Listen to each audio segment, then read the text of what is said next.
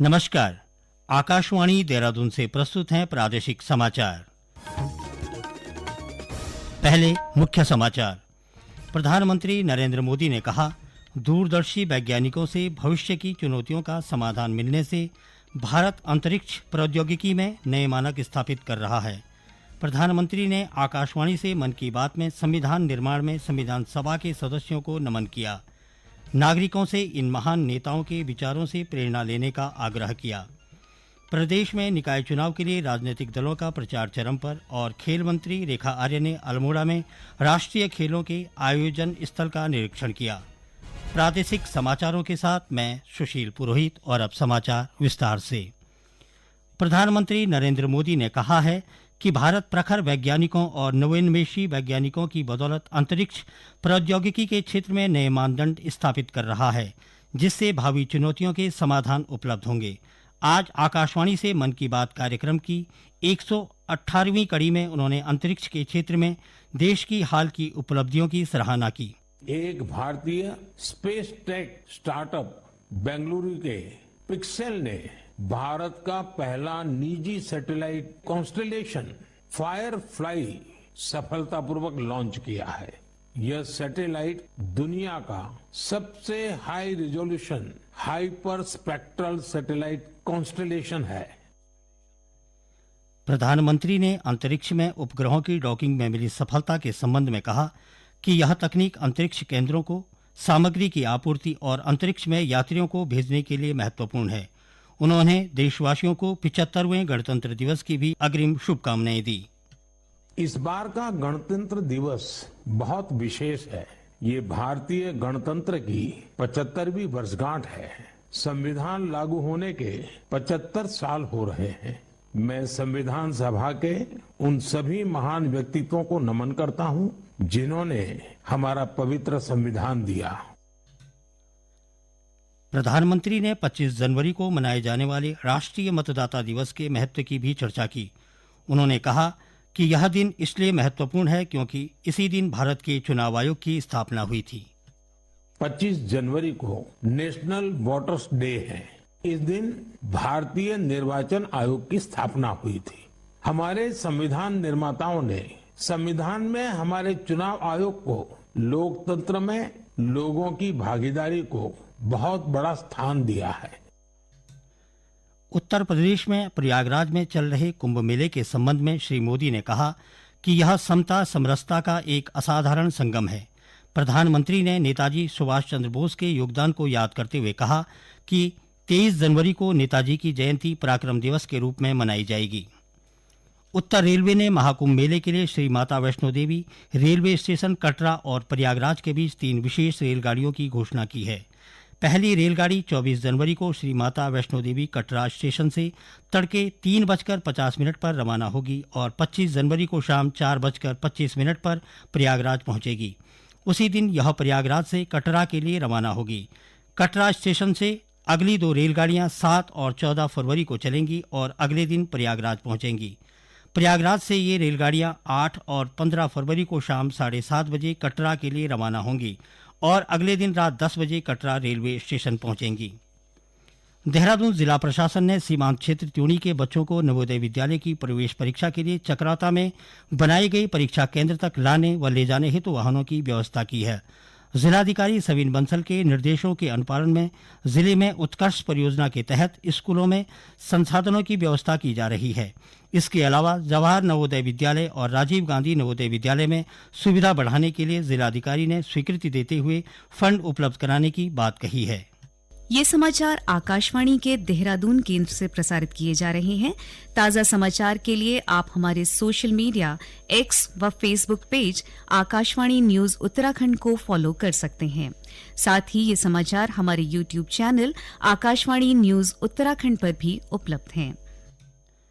प्रदेश में निकाय चुनाव के लिए मतदान की तारीख नजदीक आते ही विभिन्न राजनीतिक दलों के प्रत्याशियों और निर्दलीय उम्मीदवारों का प्रचार चरम पर है। इस दौरान सभी रोड शो, जनसभा और जनसंपर्क के जरिए जनता से समर्थन मांग रहे हैं।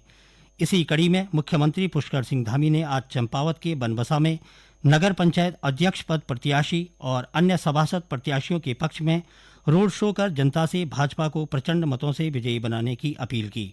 उन्होंने कहा कि भाजपा ने हमेशा बनबसा के विकास को प्राथमिकता दी है और नगर निकाय में ट्रिपल इंजन सरकार बनने के बाद यहां के विकास में 3 गुना तेजी आएगी। मुख्यमंत्री ने कहा कि कांग्रेस ने सिर्फ भ्रष्टाचार को बढ़ावा दिया है। उधर कांग्रेस के पूर्व अध्यक्ष गणेश गोदियाल ने चमोली के गोपेश्वर नगर पालिका परिषद में अध्यक्ष और पार्षद पद के कांग्रेस उम्मीदवारों के समर्थन में चुनावी सभा को संबोधित किया। इस दौरान उन्होंने पार्टी प्रत्याशियों को भारी मतों से विजयी बनाने की जनता से अपील की। श्री गोदियाल ने कहा कि प्रदेश के मुखिया निकाय चुनाव में जहां भी जा रहे हैं वहां ट्रिपल इंजन की सरकार बनाने की बात कर रहे हैं, लेकिन जनता उनके इस बहकावे में नहीं आने वाली है। खेल मंत्री रेखा आर्य ने आज अल्मोड़ा के हेमवती नंदन बहुगुणा स्पोर्ट्स स्टेडियम में राष्ट्रीय खेलों के आयोजन स्थल का निरीक्षण किया। इस दौरान उन्होंने राष्ट्रीय योगासन प्रतियोगिता की तैयारियों की समीक्षा की और अधिकारियों को सभी व्यवस्थाएं समय पर पूरा करने के निर्देश दिए। मीडिया से बातचीत में श्रीमती आर्य ने कहा कि अल्मोड़ा जैसे पहाड़ी जिले में योगासन प्रतियोगिता होना एक ऐतिहासिक क्षण है। उन्होंने कहा कि इससे क्षेत्र में खेलों को बढ़ावा मिलेगा और पर्यटन को भी नई दिशा मिलेगी।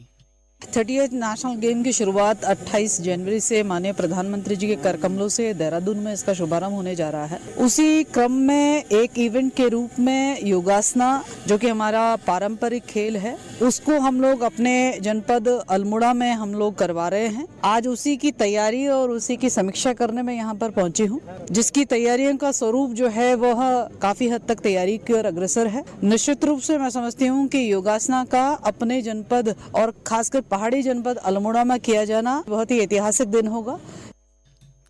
उधर अल्मोड़ा की जिला क्रीड़ा अधिकारी महेशी आर्य ने बताया कि योगासन प्रतियोगिता में देश भर के 272 खिलाड़ी योग की विविध विधाओं का प्रदर्शन करेंगे। उन्होंने कहा कि प्रतियोगिता के लिए तैयारियां अंतिम चरण में हैं।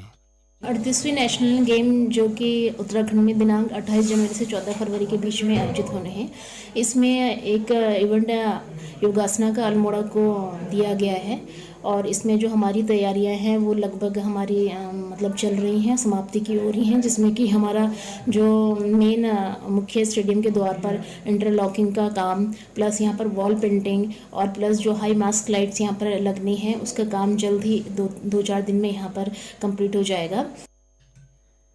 बागेश्वर जिले के ऐतिहासिक और पौराणिक उत्तरायणी मेले का आज रंगारंग सांस्कृतिक कार्यक्रमों के साथ समापन हुआ। इस अवसर पर जिलाधिकारी आशीष भटगाई ने मेले को शांतिपूर्वक संपन्न कराने में अधिकारियों और मेला कमेटी सहित ड्यूटी में लगे कर्मचारियों और सुरक्षा बलों का आभार व्यक्त किया। उन्होंने कहा कि मेले हमारी सांस्कृतिक धरोहर हैं, इन्हें संजोए रखना हम सभी का दायित्व है। उन्होंने विभिन्न सांस्कृतिक दलों की शानदार प्रस्तुतियों को भी सराहा। जिलाधिकारी ने कहा, राष्ट्र की सांस्कृतिक विविधता को समाहित करने वाला यह सांस्कृतिक आयोजन सभी को अपने सामाजिक उत्तरदायित्व के निर्वहन के संकल्प की भी याद दिलाता है। उन्होंने कहा कि ऐसे सांस्कृतिक आयोजन के जरिए राज्य के कलाकारों को भी एक मंच मिलता है और उनकी कला को प्रोत्साहन मिलता है। समापन अवसर पर विभिन्न समितियों के सदस्यों और प्रशासनिक अधिकारियों और सांस्कृतिक दलों के कलाकारों को सम्मानित किया गया। अंत में मुख्य समाचार एक बार फिर।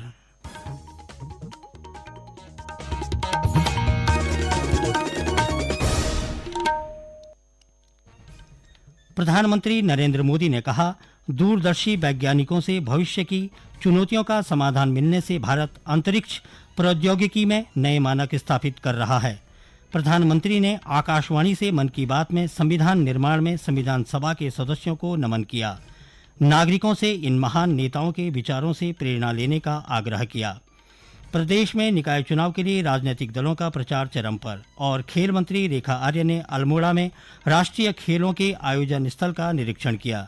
इसके साथ ही प्रादेशिक समाचार बुलेटिन का ये अंक समाप्त हुआ। नमस्कार।